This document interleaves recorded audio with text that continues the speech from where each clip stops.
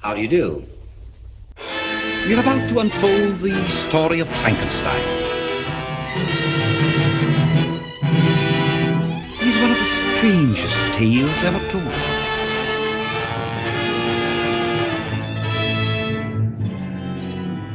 I think it will thrill you. It may shock you. It might even horrify you. Well, we've warned you. You have been warned. Welcome back to the Frankenstein Minute podcast. I'm going to start that over because that was terrible. I thought it was going great. No. You have been warned. Welcome back to Frankenstein Minute, the podcast wherein we dissect the Frankenstein movies 1 minute at a time. I'm Tom Lang. And I'm Bill Evenson, and we are going to talk about minute 32 of Universal's 1931 Frankenstein, and this is the one. We've been waiting for 31 weeks for this. That's right. You remember back in summer, it was actually Labor Day weekend that we launched Frankenstein Minute. Yes. And now back it's last fall, yes. Now it's the winter, the long winter is over. And the springtime, I guess it'd be springtime, right? So 31 weeks from that. So 26 weeks. If you haven't guessed, we record these well in advance. A little bit in advance. So 26 weeks will put you... well, it's like April. Episode 18 is the last one of 2018, if that's any help. All right. Well, no. Not really. Okay. I think it's May. May or, yeah. April. The snow is melted, or is melting. Hopefully. Last April. Not necessarily. Anyway, this is the big moment. The big reveal. And it's hard to even know where to start, because so much happens in one shot. Well, yeah. The monster one sequence, revealed. yeah. We ended last minute, with him walking in backwards. We barely caught a glimpse. He kind of pushes the door open with his body as he walks in backwards. We see his shape, and the minute ends. So here we see him. I almost feel like we should talk about that a little bit. All right. Because it's a really fascinating way to do that. It's a very deliberate choice. Yes. Very strange thing to do. And I guess the only reason you can come up with for it, other than that they're working dramatically, is he's not very... he's not... Yeah. He's disoriented. Yeah, he's not grown up yet. Right. He hasn't figured out how to he's go not cognizant through the of his surroundings, and But if you actually think about it, it'd be really strange to do that. Logically, it doesn't make a whole lot of sense. Yeah. And I struggled with that as a kid. Why? Mm-hmm. But at this point, I don't care. It works so well dramatically, and is such a great way to reveal the monster. It's like, I think I referenced King Kong about 2 years ago when we started, how they build up the first appearance. It's the same thing here. Yeah. It's masterfully done. Yeah. So he walks in, you get this, and it's a great shot, too. Actually, a lot of horror movies do that. They do. Is this the first? Because, Dracula does that a little bit. It takes Dracula takes a couple minutes, but you see him pretty fairly quickly. Like 10 minutes. Not even. But, no, it's not even. That's true. Actually, Dracula completely fucks that up. They reveal Dracula before the reveal of Dracula. Yeah. What a mess. Right? Movie. Dracula hate minute. That's all this is. That's all it is. It's just been a ruse so we could sit and bash Dracula week after trashing of Dracula. But yeah, because you said King Kong, now I'm just starting to think of other things like Godzilla does that too. Well, Godzilla does that, yeah. All kinds of movies. It's a Friday fairly... the 13th takes 2 movies to get to Jason. Yeah, well, we won't go there. I'm not a big fan. You're not a big fan of those. No. I don't really like watching them, I guess. Not so much as just having them in the collection. That's right. That's probably better than actually watching them. Yeah. No, it's a great shot. It's sort of a wide shot of the door. On one side there's looks like a little treasure chest or I noticed that. Yeah. Yeah, and I think that's where the set cuts off. Yeah. Because you never really see what's to the screen left of that. Okay. And again, watching this as intimately as we have, there's a gap because then there's the window that they go up to look out to see who's at the door. So there's a little gap, which is the fourth wall, or in this case, probably the sixth or eighth wall or whatever. It's a multifaceted room. You can't call it a fourth wall if your room's not shaped not a square, yeah. And is that because it's a watchtower? Mm-hmm. There you go. That's why. That's like there we go. Sign. It's an octagon. right. The eighth wall. But then on the screen right is the table. I noticed there's a seltzer bottle, so they've been having a little cocktail or two. Nice. Yeah. So it's framed really nice. It got a little bit of depth and stuff. Really shows off the set. And, he clumps in very slowly, and he slowly turns around. It's amazing. And who is it? It's well-known actor. It's a well-known actor. Boris Karloff. That's right. Born William Henry Pratt in London, England, November 23rd, 1887. Billy was, I think, till the end of his life, his family called him Billy. Is that right? Yeah. Okay. I know he signed his name on legal documents as William H. Pratt, a.k.a. Boris Karloff. Be a hell of a thing to have on a phone. Oh, man. I wonder if he ever did that. That'd be cool. Yeah. I've got a reprint, obviously. I don't have an actual autograph. You mean your Donnie Dunnigan? No, I let that go. Hello. Hello. It's just something I probably found on the internet or something. Yeah. But, he's got a very distinctive signature. And of course, horror movies wouldn't be the same without him. Yeah. Do you want to discuss how he got this role, how he came to be the horror guy through the 30s, 40s, 50s, 60s, today, whatever? I think I have some thoughts on all of it. Yeah, I do too. I do too. Talk about. Yeah, this minute might go long. Yeah. Yeah, well, originally this was intended to be Bela Lugosi, and we've dropped hints at that throughout. Mm-hmm. Well, originally it was presented as the follow-up to Dracula. The logical choice was, okay, Bela Lugosi was Dracula. He's the new big horror star, which lasted 6-8 months. Mm-hmm. He was thinking he would get the role of Henry. Right. Did anybody else think that? I don't think so. Well, I think Robert Florey did. Yeah. But certainly Junior Lemley is like, no, you're the monster guy. You are the monster. Sure. And Lugosi balked at that, which he was right to do, because having read the script, there is everybody in it is devoid of personality, but no one more so than the monster. Yeah. And if you look at if you acknowledge what Lugosi is able to bring to Dracula, none of that's going to help. No, here. Not at all. Yeah. No. His sort of mixture of European charm. I'm trying to find the right word because he was considered a foreigner. You know what I mean? Yeah. He had that foreigner mystique. Yes, he had. He had that sort of the Valentino sort of. Yeah, there you go. I call it sort of that oily, sort of mysterioso sort of thing. Something that's completely gone now. It's totally lost on audiences today. Right. I think no one's looking at Dracula and thinking this would be great. Yeah, he'd be. It's just he's a weirdo. You're right. But so even if we try to, not even if we have to try to put ourselves into that time period and look at what Lugosi was, right, and go, what are you going to do as the monster? Right. And maybe he'd be great as a Frankenstein monster. One of the things I've noticed when we talk about this podcast is the book and the movie are so different. Right. Maybe he'd be some other kind of monster. But what this movie is about, not at all. Useless. Yeah. Which when the project shifted to James Whale, he agreed. Yes. He had zero interest in Bela Lugosi. So I have a thought on that. Okay. Because in the Karloff and Lugosi book by Mank, which I think was retitled Boris Karloff. No, it's Bela Lugosi and Boris Karloff. Collaboration. Yeah. He kind of makes a lot of, he kind of makes a lot out of this discovery that when Colin Clive arrives in New York the week of August 10th, which is 2 weeks before shooting starts, he arrives from England on a boat, presumably. Yes. He gets off the boat, and what's waiting for him in New York is a script and a letter from James Whale. Yes. James Whale's talking about how great this is going to be. We got Frederick Kerr, we got Mae Clark, we got John Bowles, and we've got either Bela Lugosi or Boris Karloff as the monster. Now, this is a great letter to know that it exists. Right. It's a lot of fun. You can make a lot of energy out of it. Yes. We could make a lot of speculation about the fact that Whale still hadn't made up his mind. And I think Mank is really intrigued by the idea that Bela Lugosi's name comes first. That he not only hasn't made up his mind, but he thinks it might be him. And I think I disagree. Yes, I do too.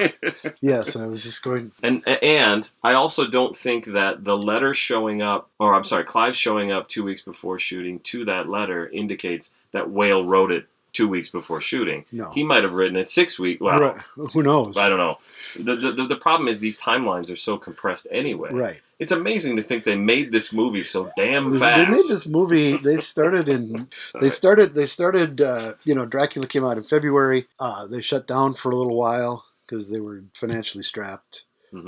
Universal Pictures. Yeah. And picked it up. And yeah, I mean, it didn't really go full throttle till July, August. And it came out at the end of the year. Yeah, and they're filming by end of August. Right. And it came out the same year as Dracula. Yeah, it's amazing the quick turnaround for how elaborate this is, how well thought out it is. It's not just dashed off. Yeah, it's not just it's not like a William Bodine, shot in a day and a half thing. Yeah. In particular, the stuff that we're talking about right here, when the monster comes on screen, this isn't just a thing that happens. No, it's meticulously done. Meticulously done, and Whale's choice of Boris Karloff, and it is Whale's choice. It is Whale's. That's something that's not in dispute. No, I think the going back to the letter is it was probably him just kind of playing the corporate game. Yeah. Lemley wants Bela. I don't. I'll pretend that I'm going along with it, but here's my guy. Right. And there's stories that Karloff told, I think Whale told, they met in the commissary. Yeah, I've never bought that. No, I don't either because you can go ahead. You want to tell it? Yeah. He was, in the commissary. He was shooting, I think, Graft. Okay. And he was all dudded up in a nice suit. And Whale came over and said, and everybody knew. Came over, or did he come over? I've heard both. Yeah. Depends on who's telling it, I suppose. The story too many times. Right. We can actually talk about that level of detail. Right. Anyway, everybody knew who Whale was. He was the big shot on the lot. He was the guy. So I'd like to talk to you for a part in a movie. And Karloff was ecstatic. Yes. Yeah, at this point, he had made, what do I have here?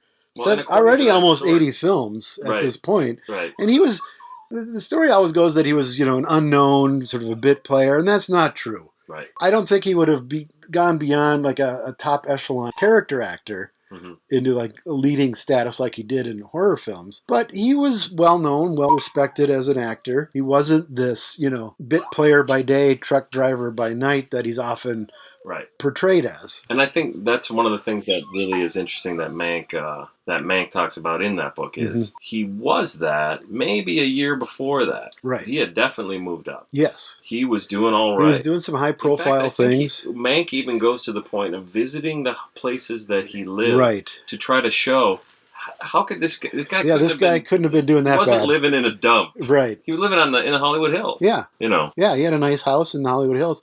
He was a little taken aback when he found out that the role was a monster. And some of those stories work better the way he told it. Yes. What's the part? A bloody great monster or whatever he says. Yeah. Probably not bloody. Monster indeed. Yeah. Yeah. I think the truth of the matter is that Whale's partner, David Lewis, had seen Karloff in a couple of things. Scarface, Criminal Code, which is kind of the party's sort of this homicidal prisoner. It's like a dry run for Frankenstein. I mean, he looks, like, okay. Yeah. Absolutely, that's the guy that should play the monster. It's a big part of it. Yeah. And, he had that sort of gaunt, sort of cadaverous face and those really penetrating eyes. The marriage made in heaven of then the makeup done by Jack Pierce. Yes. Who also doesn't get credit in the main titles. Yeah. And he doesn't on most of the things he did. Okay. Yeah, he's IMDb has about 170 credits, and I'm sure there's a lot more. Yeah. Because he was like head of the makeup department at Universal for 26 to 47 when they just sort of unceremoniously booted him out. Yeah. Booted is the word for knowing too much. But the thing about Pierce, we gotta go Pierce. We're sort of all over the place, but yeah. But the thing about Pierce is, if he died while making this movie, you would just consider him an amazing, great artist. Yeah. But because this is just so brilliant, right. We're seeing right here in this minute when he comes around the corner. Spend basically a whole minute. Well, not a whole minute, but we spend a decent amount of time just focusing on that face. And And you can watch these DVD extras with like Rick Baker, mainly, who talks about the makeup and this collodion.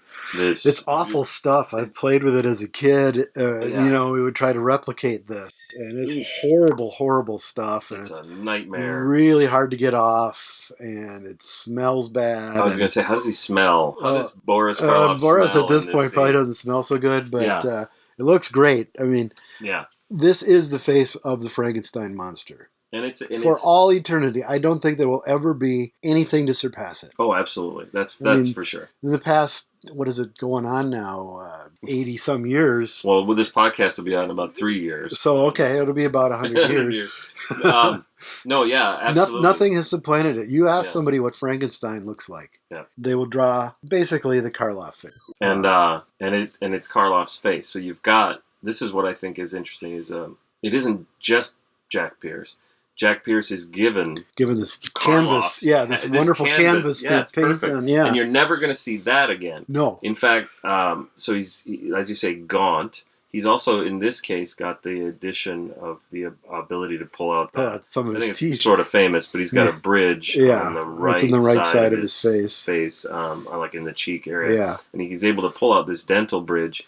And Pierce accents it with a little bit of a shadow, with a shadow, or not shadow, but the the makeup. It's a shading, it's a shadow. It's painted on shadow. It's painted on shadow. There you go. And that combination, I was going to say, Pierce is never going to get that opportunity to have that kind of canvas. He's going to, unfortunately, in my opinion, make up some other actors as the monster years down the road. And it's never going to be the same. It doesn't fit, Especially that little dot. Right. Because it becomes like a birthmark. Yeah, like a birthmark. Or beauty mark or whatever they call it. And I think this is also exemplified by the fact that in my opinion, the second greatest Jack Pierce makeup is Boris Karloff next year in The Mummy. Yeah, absolutely. So you give him Boris Karloff, a skinny young Boris young. How old is Karloff? He's 44.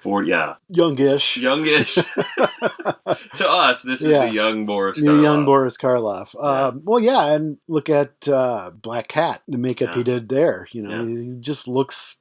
He looks like a demon, He just does this devilish, and he plays it so perfectly. I mean, here, famously, there's no dialogue, which is supposedly one of the reasons Lugosi, quote, turned down the role. Yeah. Lugosi never turned down a role in his life. Look at his filmography. He never said no to anybody. Yeah, not a lot of evidence to support. No. Yeah. And I don't think Lugosi claims he found Karloff, but he doesn't explain how he did this. Yeah. I recommended Karloff. Yeah. And, Boris had, which I think he had to do to sleep at night. Right. No, that's not all he had to do to sleep. No, it's not. We won't go into that. No, we'll probably go into that. We probably will. But poor Bela. Poor Bela. The thing I always think is interesting about Boris Karloff is his. We just spent 5 minutes talking about how he looks. His most famous role is this mute character. But what's amazing to me is his second most famous role is a voiceover. Oh yes, absolutely. He doesn't sing the song, but he doesn't. But otherwise, he does everything right in the Grinch. Yes. So it's just amazing to me the versatility of this guy. Well, look at something like The Body Snatcher. Yeah, right. Where he is amazing. Yeah. I mean, this man gave, even in some of the crappy things he was stuck in, and I think he knew stuck in some crappy stuff. Was just like Bela. like Bela. No, not as bad as not Bela, as bad. I shouldn't even say that. That's not even close. There's a big difference between Boris slumming and Bela slumming. There you go. A massive difference. Bela slumming is sometimes the worst things ever put on screen. Yeah. But even in those, he knew when to kind of have his tongue in cheek, when he knew to kind of not play above the material, but play to it. Give it a little kind of a wink. Yeah. He was smart enough as an actor. I think even in The Raven, which is sort of more Lugosi's film than Karloff's, he knew it was crap. Yeah. So he kind of gave it a little bit of a wink in his performance. You don't like The Raven? It's okay. It's okay. It's not The Black Cat by any stretch of the imagination. It's not, The Old Dark House. It's not The Mummy. It's, as far as the Laemmle era, it's second tier, I think. I'll give you that. And it's enjoyable. That's actually, I'm glad you put it that way, because I just suddenly immediately agree. I thought we were about to disagree on a movie. Oh my But God. then when you put it as second tier Lemley era, I'm like, oh yeah, that's cool. Yeah. I love that. That's great. That's not. Well, that's why I'll put. That's praise. Yes, it is, because I'll put Werewolf of London over The Wolfman for that very reason. Yeah, right. Yeah, exactly. So to state it for our, to state it another way, you're saying that's also second tier Lemley. Right. So the Lemley era goes through what, 36 when they lost 36, control. They go completely. What they do is they go all in. We can talk about that at some other point, I suppose. But we're here. And we're here. They I drove all this way, and they borrow a bunch of money, thinking, I can't remember how it plays out, but they borrow Standard Capital. Yeah, they thought they could, thinking they'd be able to become financially stable, pay it back, and he kind of did a double jeopardy, Uncle Carl. Okay. In that the date came that it was due, and he got an extension. Had the money, but he got an extension. Now, if I'm wrong, and send those cards and letters in. But no, this sounds right. This is the way I understand it. He makes a gamble. He makes a gamble. Yeah. Didn't pay off, and they were ousted. Yeah. As were probably couple hundred Lemley employees living on the lot, not doing anything. Yeah, right. From what I understand. And so what that ends up happening to people like us is now we've got separate eras of films, right? And so you've got also. Well, I'll interject that year, 1936, was the year of the infamous British horror ban. Right. British theaters said nope, no more. Dracula's Daughter's still never been shown in Britain. I don't know. It might. But Dracula's Daughter was the last, not just Universal, but last Hollywood horror movie for a couple years. Right. There was some sort of hybrid ancillary things. I mean, certainly Karloff kept working throughout. Bela not so much. Not so much. And then in 1939... they did a reissue. It was a little theater in Hollywood that, just to stay afloat, was running movies they could get on the cheap. And they got a double feature, or a triple feature, I think it was. Dracula, Frankenstein, and Son of Kong, of all things. Oh, that's right. It is Son of Kong. Which is, I've seen it once, and that's plenty. Yeah, fine. But it's a sequel. It's a sequel. Which, if you've never seen it, you don't know what you're going to see, and you're like, oh yeah, that's a sequel. It's a sequel to it. And that came out the same year as King Kong. Oh, that's right. Which is amazing to think with the amount of stop motion they had to do. Yeah, no kidding. But anyway, so this little theater was cleaning up, and this is nostalgia for 6 years ago. Exactly. It wasn't like the 50s. Yeah. And thank goodness for that. Can you think about that? Because what if they hadn't done that? You know what I mean? It would have stopped. I think it would have picked up anyway. At some point. But at this point, so this is something we'll talk about in a few years. But at that point, Lugosi and Karloff are still alive, and then there's that revival. Right. So that's where you've got the two eras: the Universal Lemley era, and then I call it the war years, or the 40s, or the second wave, and all kinds of great stuff that I love to watch. Yeah. But it doesn't have the same, I don't know, cachet that the Lemley era has for whatever reason, and maybe it's just my nostalgia for it. It's just my personal preference. Because there is a lot of It's more than that. All right, there's an artistry. No, there's a craft of Whale in this movie. Yes, just to bring it back to Frankenstein. But there's an indulgence of Whale in this movie that continues into the next movie. It continues into all of the movies he made there. Yeah, which certainly isn't going to happen. I would say Son of Frankenstein in 1939, which is the first production after this horror ban, is the last time that balls out. Yeah. Yeah. Exactly. It's the last time it's balls out.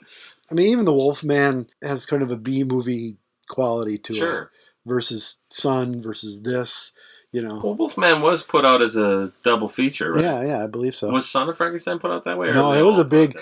Well... Probably at some point, but no, Son was a big deal. Son was a big production. I'm sure Rathbone doesn't come cheap. Yeah, Karloff at that point didn't come cheap. Probably not. He's probably less than. That's the right order. Lugosi comes cheap, is what we're saying. Basically, yes. Trying to be nice. Lugosi always came cheap. Although we'll talk about that a lot too. Anyway, a lot that we are going to talk about. Right. Getting back to this moment, this minute, that face. And we get to the Whale 1, 2, 3 cut. Yeah, it's a little. To be honest, it's interesting. It's a little over the top. You think so? Because I always thought this worked. Of all of them, this worked really well. I really like it, but I can't. When I try to look at it from the standpoint of, I try to be objective about it. It's interesting because the monster turns around and his expression is one of wonder and fear. Yeah. I feel. Yeah. And then as you do the two close, so that's one shot. Then the 2 additional close-ups, he becomes like a dead looking. He tries to look more dead to the point that in the last shot, he's rolling his eyes up into his head a little bit and maybe even crossing them. I can't tell. I don't know about that because he's got his he's got the big forehead and the big brow, and the eyelids. Yeah. Which was Karloff's idea. Okay. When they first did it, he thought he looked too awake, too alert, so they added the putty on his eyes, the makeup putty. God, guy had to be just a tough old bastard. The shit that this guy put up with. And never complained. In his 40s. In his 40s, he didn't. Like young people can put up with. Yeah. But I don't recall. I mean, he complained after a while, and he was one of the founding members of the Screen Actors Guild. This is a really good point. As we're talking about me, yeah. Right after this, right? Not very shortly after this, yeah. He's like number 9. Yeah. And I think that was just the luck of the draw. No question. Yeah, he was the founder, and there was like, I think 10 of them at a meeting, and then they drew the first, I think Frank Morgan, Ralph Morgan, the Wizard of Oz's brother, was number 1. Perfect. Just as you'd expect. Yeah, right? Yeah, but no, this is not something to be diminished. He was something he believed in, and that's another thing that sort of comes up later is Lugosi. He's one of the early members too. Early members, yeah. Not a founder, but I don't believe so. I think he was in New York at the time. Yeah. But he joined up immediately on getting back to Hollywood. So, yeah, but he's from Europe. He's a lefty. He's definitely a lefty because he left Hungary because there was issues with his politics, and I assume that's why he never really went back. And I guess Karloff is from Europe in its own way, sort of. Yeah. Right. Post Brexit, it's hard to tell what's Europe anymore. That is, yeah. But yeah, the makeup is brutal. It was an endurance test. Yeah, I can't imagine. I can't imagine doing 2 hours. Let's say it was 2 hours. That would just be murder. I've done a few long makeups in my checkered past, and it gets to be it is an endurance test. I can't imagine. There's stories about the Mummy where when he's Imhotep wrapped head to toe, that was like an 8-hour makeup job. Then they shot till like 2 a.m, and then they had to take it off. Right. And that's it. They're in Mank's book, I think it is one of the books. They're talking about this makeup is. I said if it was 2 hours as an example of something that would be torturous. By all accounts, this was at least 3.5. Yeah. A lot of them say 4, and some say up to 8. But I think maybe I think a lot of that is publicity bullshit too. Yeah, I suppose. There's stories about this costume weighing 50 pounds. Yeah, and having like a steel brace on his back, and none of that's true. Right. You can tell by the performance that that's not true. Right. Yeah. He couldn't sit down. Well, he sits down immediately in this minute. So that puts that. Spoilers for the end of the minute. Yeah. But he can sit down. Sit down. Yeah. The boots apparently were quite heavy. Yeah. What are asphalt spreader boots? That's what they're often called. Do you know? Nope, no idea. I looked it up. Yeah. And they are a thing. Okay. And they're, unique to that task. It is, because asphalt is very hot. Yeah. They do not have like 4-inch platforms on them. That was added after the fact. It's like a KISS thing. It is a KISS thing, definitely. So KISS has to pay.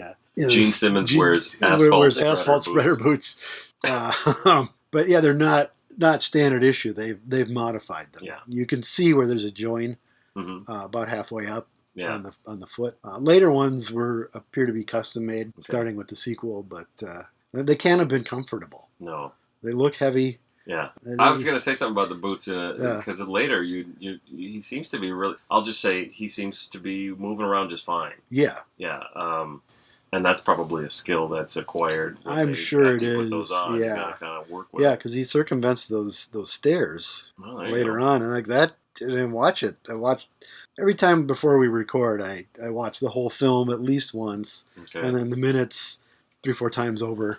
Yeah. Just to acquaint myself and look for goofy stuff. Yeah. But yeah, it looks like he's does it with ease, and it does not look easy. No. Going down those stairs are all wonky and it's hard for later. You'll see Kerr trying to negotiate them. And, Well, it looks hard for Waldman. It looks hard for Fritz has the most trouble. Yes, he does. Well, Fritz doesn't look like comfortable doing anything. Fritz is troubled from the start, so we'll get. He's got a whole series. There's that's the least of his problems. Right. We got more to say about that coming up too. So I think what I notice is when they do those close-ups too, he looks very grim. The whole sequence, he looks grim to the point of being sedated, like he just woke up and he's cranky. Well, he might be. Yeah. You don't know what he's been in complete darkness for days. Complete darkness. What happened in those 2 days that from It's Alive till he comes into the door? Yeah. Obviously got dressed. I'm assuming either it's clothes Henry just found, got somewhere, or it's what he was buried in. Yeah. I'm thinking, and then the jacket and the pants are probably what he was buried in. The jacket doesn't fit. Jacket's too short. And that's a little deliberate tight, because it makes him look... Makes him look like his arms are longer. Yeah, it makes him look weird, but it also makes him look big. Bigger. Because he wasn't that big. No, Karloff was, 5'11". I don't think he was 6 feet. Right. Clive was taller than him. Right, exactly. Yet he looks huge. Right. Yeah. Just from these boots. Well, these boots, I'm sure they had... The makeup added an inch or two. That's true. Yeah. Yeah, and then the shoulders are padded out quite a bit, and overall, he's padded everywhere. Not everywhere, because he doesn't look fat. He doesn't look... No. Obviously, he doesn't look fat, but he doesn't look like a big muscly meathead either. No, but he's just... Compared to some actors that may play him later. Later on. This one in particular. And I think that's why, again, another reason why it's so perfect. Why it'll never be as good. It'll never be as good as other this. actors. Karloff never better looked than he does later. Karloff never looked as good as this in the sequels. Right. Because he was well fed by then. Yeah. A little older, obviously. Yeah. But yeah, this is probably the gold standard for the Frankenstein monster. He never looks this good in any other film. So that was what I was getting at last week, at the end of last week's minute, when I said, could it possibly live up to the hype? It not only lives up to the hype, it's as you say, the gold standard. It's not just the gold standard of Frankenstein. It's just one of the greatest things that's ever happened. It is. Well, it's all the stars aligning in the heavens that this movie was made at this studio by this producer who trusted this director to hire this actor who worked hand in hand with this makeup artist. And this photographer to make it all. The makeup artist is almost like just a coincidence, just a good stroke of luck. Like casting an actor, an actor to not speak. You could see maybe having, the director. You might want to point to the director or whoever cast that actor and say that's just a good choice. Yeah. But getting a makeup artist who's a genius. Well, that wasn't completely by accident because Lon Chaney had been, of course, the man of 1,000 faces. That's right. Yeah. Had worked at Universal, had done, his first the movie that made him a star, Hunchback of Notre Dame, and then. Family Out. Thank you. Yeah. Wow. It's about time. Yeah. We're at minute 32 and I finally helped you think of something. It's bound to happen sooner or later. Then he left to go to MGM. Okay. So they lost their makeup guy, their monster guy, whatever. They were going to do Man Who Laughs. Conrad Veidt with the inspiration for the Joker. If you've seen the drawing or the pictures, or if you've seen the film, even better. Yeah. So meanwhile, Pierce was at, I think, Fox around this time, and he had done a makeup on a guy to look like a talking chimp. I've never seen the movie. I think it's called The Monkey Talks. It's a silent film, which is odd to call it The Monkey Talks. Yeah. But I've never seen it, but I've seen pictures. And it's a really, for 26... It gives the Planet of the Apes makeups a run for its money. Uncle Carl liked that. I'm like, well, we need this guy, so they hired him. He was the makeup guy at. So yeah, it was sort of happenstance, but it was also they hired him for that reason. So they're making the Laemmles. This is why the Laemmle era is so important. What it is, yeah. Is because of all those choices that all those people made. Right. Whale making this movie. Yeah. If Flory makes it with Lugosi, we wouldn't be here. Yeah. I think we've said that numerous times, but I can't stress that enough. If that script had been shot with that director and that actor, there would be It might be better than Rue Morgue. It might be. It would have to be, but I don't think there would have been the big quote horror boom that there was in the early 30s. Because meanwhile at Paramount, at this same time, they were doing Jekyll and Hyde with Frederick March. That's some pretty strong stuff in there. But I think the massive success of this film opened the floodgates. And it's funny to read critics harping on, oh, it's so gruesome, it's so horrible. Why do they should stop making these films? Well, they're not gonna. Yeah, no. Get used to it. As long as the money's coming in. Yeah. And it becomes iconic immediately. Like we talked about the poster. I think we already talked about This Minute, but it's hard to tell what's re-release or whatever. Right. But it doesn't matter from that standpoint. What you've got is so iconic that it overshadows any thoughts of keeping it a secret. Right. This is what you came to see. Yes. Folks. Yeah. This is what you paid your money for. As we've spent the last 31 weeks talking about what comes before is brilliant, and we love it. But this is the moment. But it is sort of leading up to this moment. It is. And I mean, we talk about how brilliant that makeup is because of its simplicity. Yeah. Every time someone does a Frankenstein, gob on all sorts of scars and, look at De Niro. I don't think that worked at all. I was going to mention there are no visible stitches. No. There are scars. He's got on his left hand, there's a metal brace. Yeah. That kind of runs up the length of his forearm. Yeah. And then his right hand is sutured on, but you don't see big stitches. There's just a scar circumventing his wrist. Yeah, it looks awful. It looks like it would hurt. And here, is he in pain? Well, yeah, I think he would have to be. Is he giving him a bunch of morphine? How would you think all of those things stitched together suddenly brought to life? That would hurt. I would think. God, I think it would hurt if you put someone else's toenail on me. I'd be like, I can't go to work. I've had a pretty major surgery that left a pretty big scar. Yeah. It hurt. Yeah. It still hurts 5-6 years later sometimes. Sure. Yeah. So this had to hurt. Yeah. Thing is, later you see, like in the sequel, you'll see all the clamps around his forehead, the top of his head. You do see him here. There's one. Oh, okay. There's one just over the left eye. Yeah. Then there's a little bitty scar on the right side of his forehead that becomes much more prominent as the movies go on. Yeah. Interesting. But it's sort of this trademark. Oh, and then it's like someone took a picture. That's what you get in later movies. I took a picture of Frankenstein, and now I'm going to do that. Right. Yeah. Even Pierce in the next one. Oh, yeah. Oh, and the next one. Whatever. We'll go. Right. But, and when Karloff stopped doing the role, when he said, that's enough, this is, no. There was discussion that should the next actor have the same makeup or should we do something else? And they made, I think it's the right choice to continue this look in all of the subsequent sequels. Yeah. But dramatically, does it work? No. And those makeups, like you said, do not fit those other actors. Right. Well, there's one that it looks good on. And he does a lot of movies, so that's all right. Yeah, right. It does as many as Karloff did. So. Yeah, exactly. But the other thing is, I tend to watch these movies a lot anyway. Right. And I've been watching them a lot since we started this podcast. And the thing I'm starting to come around to is the monster becomes so... It's almost a cliche to say the monster's role becomes lessened, but even just his screen time and everything. Oh, right. Frankenstein meets the Wolfman. I'm really getting ahead of it here, but I love that movie. I love it. Right. I've honestly always loved it, and that's why I love when I see people defending it. Right. But it's I'll defend it to the point. Yeah, I was gonna say I'll defend it to the point that it's a Wolfman movie. Yeah. It's a pretty poor Frankenstein movie. Well, we'll get there. Cover that in great detail. Yes. So there's no visible stitches. His hair is unkempt. I notice. I feel like it's unkempt. It's a little bit too long in the back, maybe. But a little messy, and that makes me think is who's cutting the monster's hair? Is it Henry?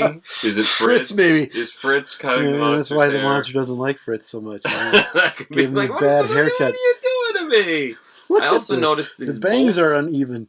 The bolts, yes, the bangs are uneven. It's unkempt. Yes. The bolts on his neck look really nice on Blu-ray. The electrodes. It's really cool to see this in HD. It is. And heavens, people, go see this in a movie theater. Right. I've seen it in a movie theater a couple of times. I have too. I'm going to see it again later last year. Later last year. Listen to this. Last October. We're going to see it last October. We're going to see it last October in 35 millimeter, and I'm still not sure when they're showing it as a digital presentation. Yeah, I was looking to find that because you mentioned it at lunch. Basically, what you need to do is every October or every September or August, this time of year, when it gets to be around that time of year, start looking around because they're probably showing somewhere. I'm going to look because I'm going out to LA next week. I'm just going to look to see what's. Yeah. There's got to be something. They can't be too hard to ship film reels down the road. Right. Yeah. Well, actually, that's where film is kept. No, it's kept. In Salt Lake City? There's that, and there's I think a vault Universal has in Kansas. Oh, I believe. So centrally located. Centrally located. Interesting. I believe. And I might go see Universal Studios. I'm still debating whether I take the tour if it's worth it because it's not the same. Oh, I think I might do that. I went to Florida for a work thing. One of these. I'm an IT guy, so they get sent to this conference. Yeah. And so I was there all week, and they gave us a free admission to Universal Studios Florida. Okay. And it was just the people that were at the conference. So it was like we're closing the place and then letting our stuff go. But it turns out it's thousands of people. Oh, yeah. So it wasn't like...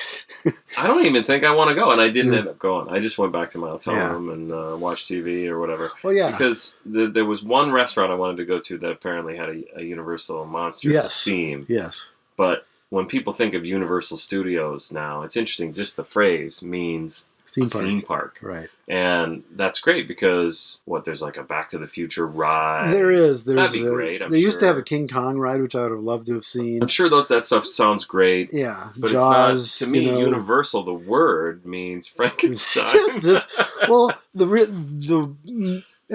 Phantom of the Opera stage was torn down a few years ago. So you can't even see that. But, I wouldn't mind seeing like the Court of Miracles, which will be coming to shortly. It's the European Village set that's still standing for the most part. It's been all painted like day glow colors for, what's the Ted Danson show? The Good Place. Oh, really? They shoot that there. Huh. And so it's all these like... That's supposed to be a good show. It is. Yeah, it is good. I saw the first episode. It's all right. I don't know why I never watched the second It's all right. It's, it's fun. Yeah. And it's fun to see these sets show up as like an ice cream shop I gotta watch in heaven, Well, that probably was very effective because it looks like a set. Yeah. So it looks cheesy and like it's got that backlot sort of look to it. Yeah. Huh. But I'd like to see that. But I don't know if it's worth the price of admission just for that. No, man. Because that's about all that's... I might be disappointed in you if you don't. I know. I might be disappointed in myself if I don't. So I might. Huh. All right. So Henry is not at all affected by how disturbing looking this dude is. Yeah, see, that's there again is a difference from the novel because when he's building the creature, he's like, "Oh, I selected everything to be beautiful," and when it's alive, it's like, "Yeah, okay." He freaks out. Whereas Henry doesn't see it. Yeah. Oh, and interestingly, I was going to point out the shooting script the whale used describes the monster almost exactly as we see him. The flat head, the black clothes, everything. And we've talked about gray skin, the gray color. Drawing that he did. Yeah. So Whale knows what he wants this monster to look like. Right. Yeah. Well, that we can get into that too because there is some debate as to whose idea this look is. Absolutely, completely reasonable in my opinion to want to distribute credit for something so important. Right. Yeah, because for it's years, perfectly. It is. It's absolutely flawlessly executed. For decades, when I was a kid, it was Jack Pierce created the look. Mm-hmm. I think more and more lately, we're finding out that James Whale had a lot to say about it, as did Boris Karloff. Right. So I think again, it's the stars aligning. Mm-hmm. You get this perfect trifecta of talent. Yeah. And Karloff, to his credit, was willing to sit there night after night while they worked this out. Yeah. That not everybody will do that. Bela Lugosi certainly wouldn't have done it. Unfortunately, he ends up doing it. He ends up doing it, but and we know how well that worked out. I mean, not just that, but there are other... Well, we'll see. We'll see. He gets his own version of some nasty makeup put on. Yeah, but that he reveled in. Yes. You're talking about Igor. Oh yeah, absolutely. And I think it's his best performance on film. It's no argument. Yeah. Yeah. He even saves Ghost, in my opinion. He does. Yeah. Yes. So we're at this point. We're to the point where I don't know if it's true that I don't know if it's true. You don't know what anything's true, but the monster or Karloff walking from the makeup area to the set is scaring people. So he gets a separate. I've seen he gets a separate thing, and I've also seen when they're walking him through with a scarf over his face. Yeah, I'm thinking that's publicity bullshit. Like it's publicity a movie bullshit, studio. Yeah. It's not. You're not walking down the streets of Culver City. Yeah, right. Of Chaska. Yeah, exactly. But it is pretty scary. So well, and in 31, it was, I'm sure, quite shocking. Yeah. But I think again, it's the simplicity of it. Mm-hmm. 90% of it is Karloff's face coming through. Yeah. That starkness of it, and then what features are transformed. It's done so well. Yeah. But later on, it becomes almost a caricature. Yeah. You know, I when you agree get with to that. some of the sequels, Yeah. Ghost, Wolfman, you know, it gets to be sort of character. And granted, it was not originally designed for these actors, so their faces don't fit it real well. Well, and the way what the character represents, how he's written and represented in the movie, is just I want to say behemoth. He's just the Gollum. He's the Gollum. Yeah, you know? Exactly. So that's not what's happening here. No. This again is why I think the criminal brain doesn't always work in this movie. I'm still standing by. I love the criminal brain part. Well, there's stuff coming up against him. There's stuff coming up that kind of points to okay, there's a reason that it's there. Yeah. But I still think that the humanity, the amazing sympathy. Yeah. First time I saw this, when the monster dies, spoiler alert, at the end, I cried. Really? Yeah. Nice. I knew it was coming, but it still affected me. Yeah. Interesting. Yeah. Well, I mean, that is we're gonna talk about that some more. Yeah. It's a very sympathetic performance. You get that. It's interesting too. He's got that real, really great walk here. Kind of forward slanting. Yeah. And if you just lean forward, you can make your legs look like they're gonna snap. Really kind of bent backwards. Yeah. Your knees. Yeah. You can do that yourself, but I think the costume. Well, the costume accentuates it to some degree, but it's Karloff. Well, absolutely, that's Karloff's performance. Yeah. Of if you think about what it is to, if you think about what it takes to walk, then you're not really walking. You just do it so often. You don't even think about it. I've heard somebody call it falling. You're sort of falling and catching yourself. That's what walking basically. is. And that's what he looks like. He's leaning like Henry's, gesturing him over. Come on. And he starts falling. Yeah. And then his legs go forward. He's learning to walk. It's brilliant. Yeah. And then, of course, Henry says, sit down, because that's sort of the thing. phrase. Yeah. But I notice he says it much. He's authoritative, but he's much gentler than when he was barking to at Bowles. Sit the fuck down, you fucking idiot. That's odd that that's the quote, but that is the way it played out. Yeah. Sit the fuck down, you fucking idiot. And Bowles still didn't sit down. He still doesn't sit down, yeah. So what now? So that's right. So that's Henry's reaction to Victor or the monster. Well, I think it's both. Yeah. He's an authoritarian sort of parental. There you go. Quality, but it's at the same time it's like, please, you understand what I'm saying. And the monster sits down, and the minute ends. And the minute ends.